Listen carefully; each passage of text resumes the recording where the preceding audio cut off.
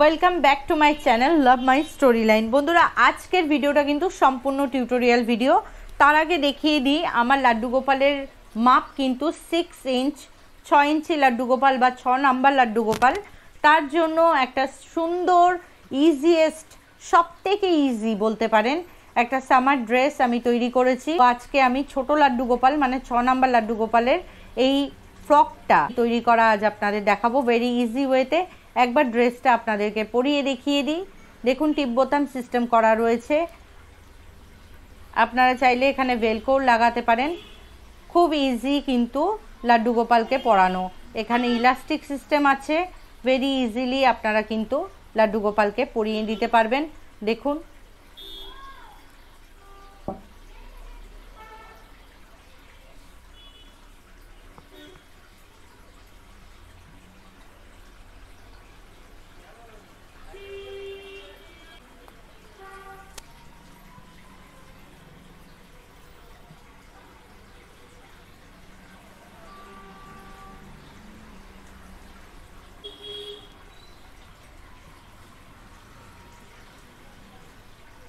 দেখতেই পাচ্ছেন বন্ধুরা কত সুন্দর ইজিয়েস্ট ওয়েতে আজ আপনাদের এই ফ্রক কাটিং আর স্টিচিংটা দেখাবো। লেন্থ কিন্তু পুরো পা ঢেকে যাচ্ছে। আমি 6 ইঞ্চি লম্বায় রেখেছি, আপনারা একটু বেশি রাখবেন।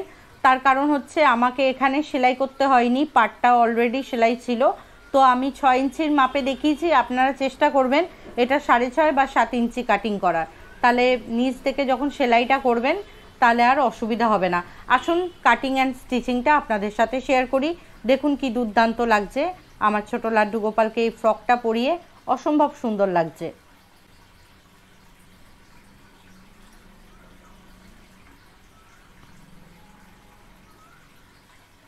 এখানে আমি 6 ইঞ্চি বাই 6 ইঞ্চি কাপড়ের মার্ক করে নিয়েছি, যেটা আমি কাটিং করব।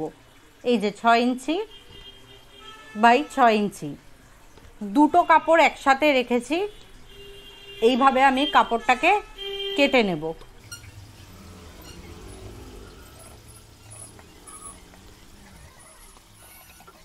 এবার এখান থেকে 1 ইঞ্চি 2 সুতো, এই 1 ইঞ্চি 2 সুতো এরকমভাবে আমি মার্ক করে নেব এইখানটায়।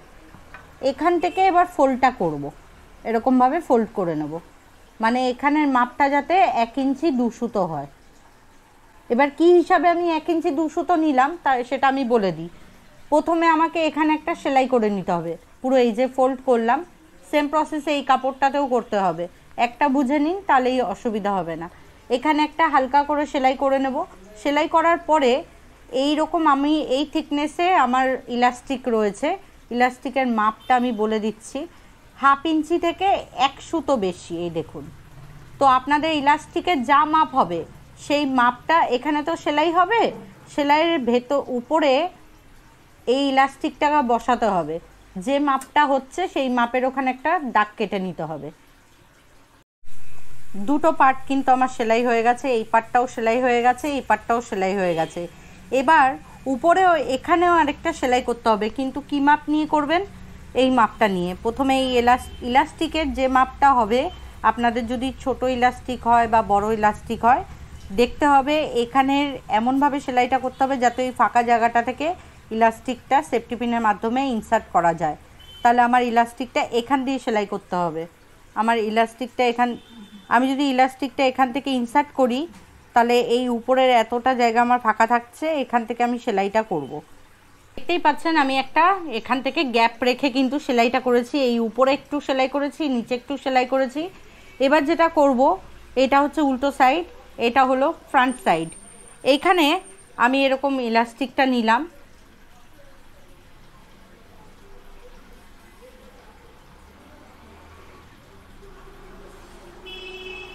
এখান থেকে ইলাস্টিকটা এবার ইনসার্ট করব আমি। দেখুন এইভাবে।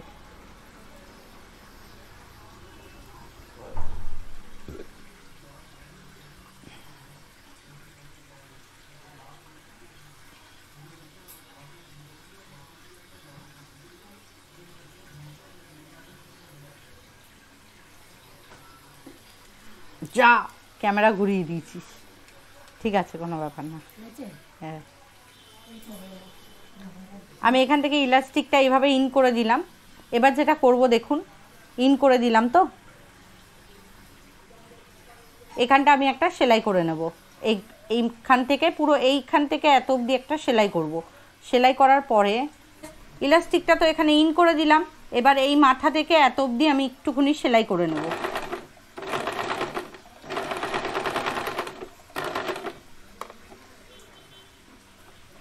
টেনে সেলাই করবেন না, জাস্ট নর্মাল সেলাই, নালে কিন্তু টান পড়ে যাবে আবার। হয়ে গেল। ইলাস্টিক তো আমি এখানে ইন করে দিলাম। এবার কাপড়টাকে ধরে এরকমভাবে টেনে নেব।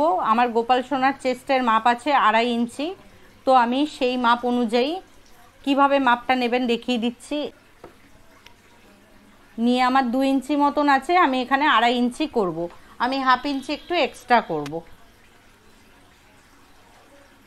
এই যে 2.5 ইঞ্চি মতন রাখলাম, রেখে এবার ঠিক ওই সাইডে যেমন সেলাই করে নিয়েছিলাম এখান থেকে এত অবধি, এই সাইডেও আমি কিন্তু সেম সেলাই করে নেব। ইলাস্টিকটাকে টেনে ধরে সেলাই করবেন না, এমনি নর্মালি ধরে এরকমভাবে সেলাই টেনে দিলেই হবে। দেখুন এটা কিন্তু আমার কমপ্লিট হয়ে গেল। আমি সেম প্রসেসে এইটাও আমি কমপ্লিট করে নেব। এটার মধ্যে ইলাস্টিক ইনসার্ট করে ঠিক 2.5 ইঞ্চি মাপ রেখে এইভাবে আমি সেলাই করে নেব। শোল্ডারের জন্য দুটো পট্টি আমি কাটিং করে নিয়েছি, যেটা হ্যান্ডেল হবে শোল্ডারের হ্যান্ডেল, সেটার জন্য মাপ নিয়েছি হলো 1.5 ইঞ্চি বাই 2.5 ইঞ্চি। এরকম দুটো পট্টি আমি কাট করে নিয়েছি। এবার এই পট্টিটাকে আমি সেলাই করে নেব। পট্টি দুটোকে এবার সোজা করে নিতে হবে। পট্টি দুটোকে আমি সোজা করে নিচ্ছি।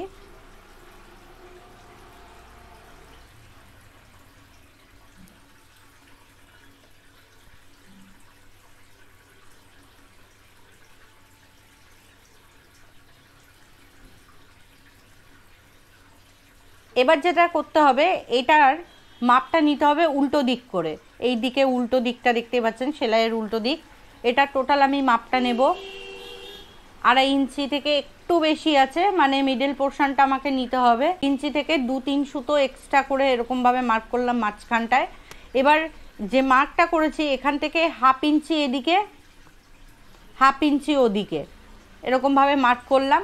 করার পর এই দুটো হ্যান্ডেলকে এইখানে সেলাই করে দিতে হবে। এখানে একটা সেলাই করতে হবে আর এখানে একটা সেলাই করে দিতে হবে। তো আমি এটা স্টিচ করে আপনাদের দেখাচ্ছি। ফিতে দুটো আমি সেট করে দিয়েছি। এবার আমি এখানটা জয়েন করে দেব, এখানটা জয়েন করে দেব।